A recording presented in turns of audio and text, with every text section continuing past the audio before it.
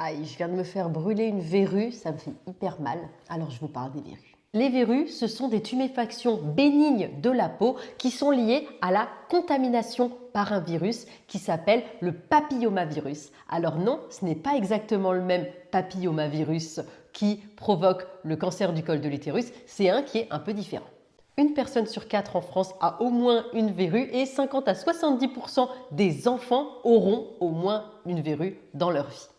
Alors il y a différents types de verrues, les verrues communes qui sont rondes avec souvent des crevasses à l'intérieur, les verrues filiformes, les verrues planes et les verrues plantaires. On peut avoir une grosse verrue plantaire ou plein de petites en mosaïque. Alors en traitement, on a deux grandes catégories, les traitements maison et les traitements professionnels. En traitement maison, honnêtement, il y a tout ou rien. Je me souviendrai toujours de mon beau-père qui m'a dit qu'il fallait prendre une limace et la coller contre ma verrue et qu'au bout de 3 semaines, il n'y aurait plus rien. Bon, ça n'a pas marché. Par contre, il y a des choses qui marchent et l'une d'entre elles est le pansement occlusif. Si la verrue, elle est dans un endroit où vous pouvez mettre un pansement et que cette verrue ne respire pas, et si vous faites ça tous les jours pendant plusieurs semaines, la verrue va mourir parce qu'une verrue a besoin de respirer. Vous pouvez même prendre du duct tape et le coller et ça sera tout aussi efficace.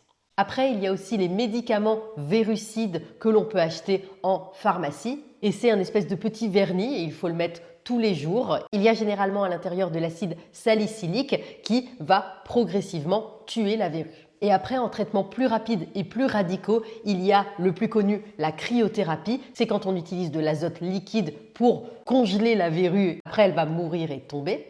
Il y a aussi le curetage, c'est tout simplement quand on enlève la verrue chirurgicalement.